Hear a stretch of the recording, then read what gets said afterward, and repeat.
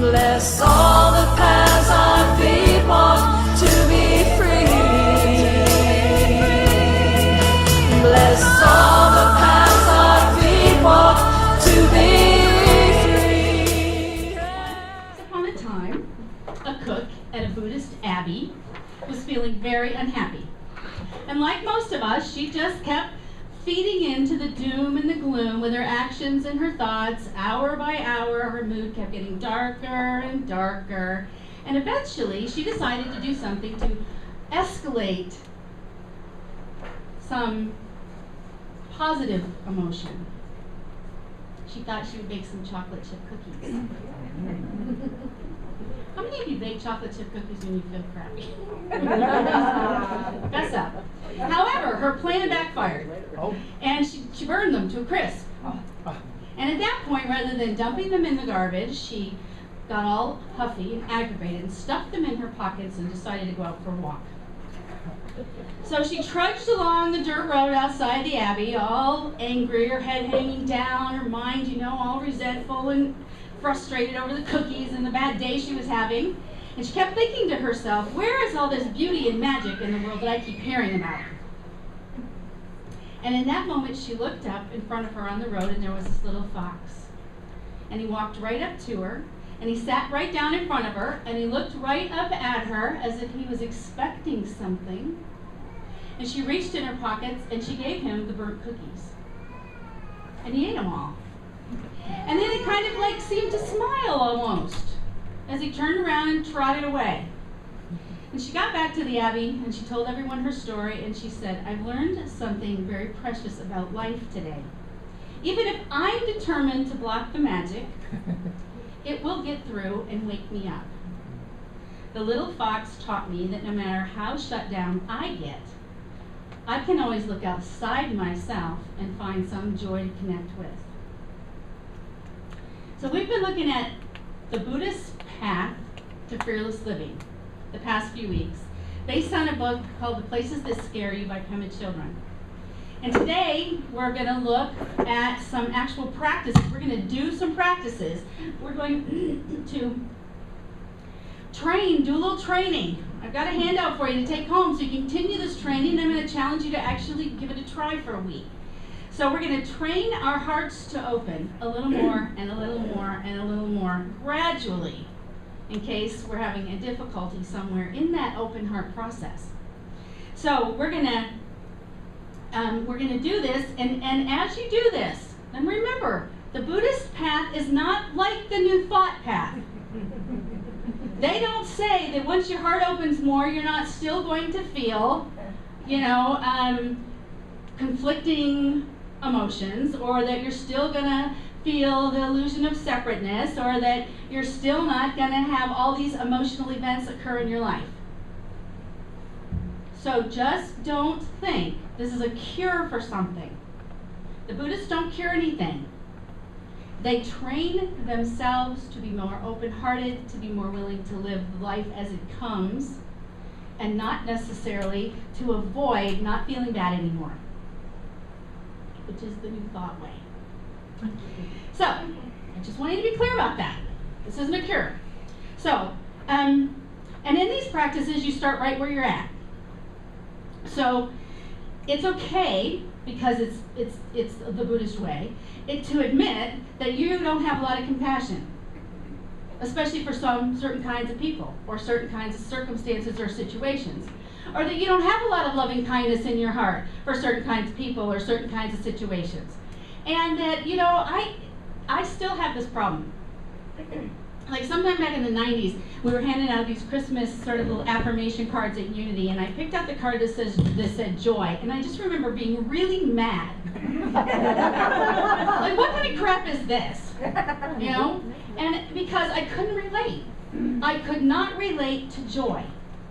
It's not a word that works for me. So when I say joy, think of happiness, think of, some sort of expansive feeling of being grateful for being in the world if joy doesn't work for you. And always do that with everything. Find the word that makes you be able to have the experience. If joy isn't it, then when we get to the joy part, nix the joy part. So, but what we do is we start where we're at, with whatever little bit of loving kindness we can attach to, whatever little bit of compassion we have, whatever little bit of joy, whatever little bit we have. And then these practices help us move gradually, very gradually, into adding to that circle of compassion and loving kindness and joy, things that we don't like. So before it's over with, now, and remember, bringing in these people that we don't like so much can be annoying. They can be people that, disrupt our life occasionally when we see them. I say work on the people who disrupt your life when you just have a thought of them. You have to see them. But when you think of them, it's already unpleasant. You want to make sure you don't see them. And when we'll get to the practice in that part, I'll talk more about it. But be willing to add to your practice this sort of expanding circle of things you don't care for. Because that's the point, is to get to where it doesn't make any difference. It doesn't make any difference what's happening. Where you're okay with it. Because you've gotten to this place where your heart is so open to life, to being alive, to the magic of life. Because you never know what's going to happen. Like in the story, when the fox just shows up and she has this amazing experience, all in her anger. And so that we get connected to the place where we can be assured that some of that is there. That eventually some of that is there. So in these practices, we're going to start with ourselves. We're going to have to say something nice to ourselves. Just do it anyway, even if you don't feel like yourself is worthy of whatever nice thing is being said. And then we're going to move on to someone that we love a lot. And we're going to move on. And if you can't think of any, because it's so important during these practices that your heart opens up. So if you can't think of a person that really makes your heart open up, then you can think of your pets, one of your pets. Because some of us really, if we don't have kids or we have, there's just could be reasons that, there just isn't that person who just automatically, our heart, gets to that joyful space or that loving place where you really feel it. Because faking it is not allowed. Faking it is not allowed. So no matter how little, so even if you can't find a person, think of your favorite song. Something that opens up that space in your heart. Because Buddhists don't fake it either. So we begin to acknowledge this, that we have these feelings, and no matter how small they are, we're going to nurture them. That's what the practice is about. And I want you to remember something about practice. It's practice. It's not, that's right. Did you hear that? Yeah. I'll do it again now. I'm starting to have my own sound effects now. And I want to make a point. But remember that practice is exactly that. It's practice. So, it's not mastery. It doesn't mean that the first 100 times you do this, you've mastered it. It doesn't mean that you'll ever master it. It doesn't mean any of that. It means practice. So when you don't like it, you still practice. When you don't do it well, you still practice, because practice is so that you begin to like it, so that you begin to do it well, but you don't give up. You just keep going. So we need to remember that as we do these practices, magic does not occur necessarily right off the bat. Actually, if you read a lot of Buddhist books and things by Buddhist teachers, they'll tell you that they did something for years just because it was the practice before something changed. So, the Buddhist way is the commitment to the practice. Just keep on doing it. And eventually, what's supposed to happen?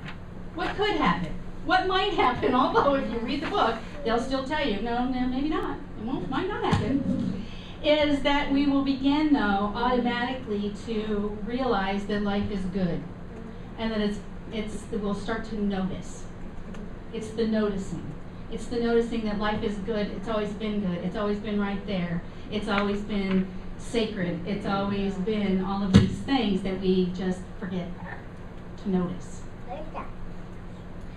And she says that it's not that we begin to stop searching for the place that we're not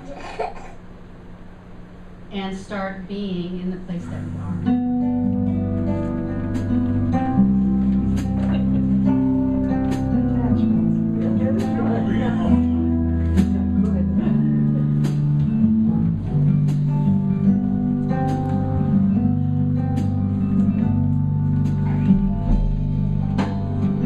Only child alone and wild, a cabinet maker's son.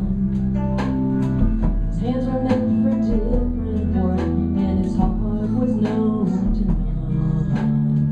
He left his home and went his lone and solitary way, and he gave to me a gift I know I never can repay.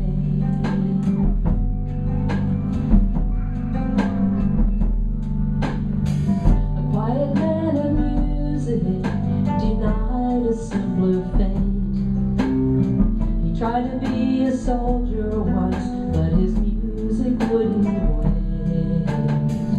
He earned his love through discipline, a thundering velvet hand. His gentle means of sculpting souls took me years to understand. The leader of the band is hard and his eyes are growing old, but his blood runs through my instrument and his song is in my soul. My life has been a poor attempt to imitate the man. I'm just a living legacy to the leader of the band.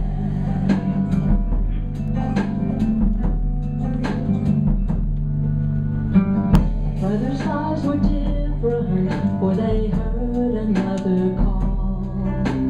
One went to Chicago and the other to St. Paul. And I'm in Colorado when I'm not in some hotel, living out this life I chose and come to know so well.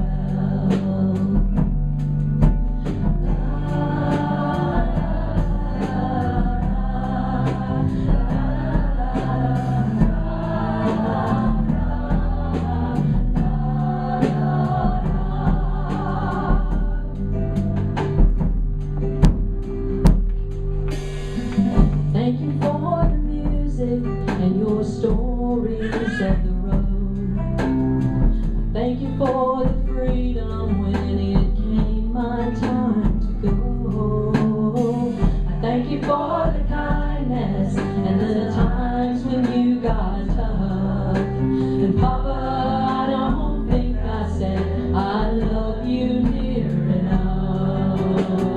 The leader of the band is tired and his eyes are growing old, but his blood runs through my instrument and his song is in my soul. My life has been a poor attempt to imitate the man. I'm just a living legacy to the leader of the band. I am a living legacy to the leader of the band.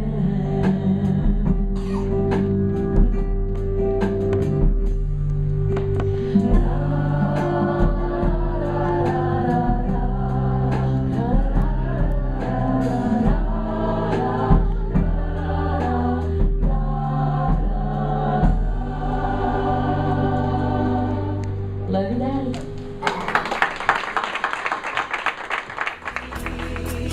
Bless all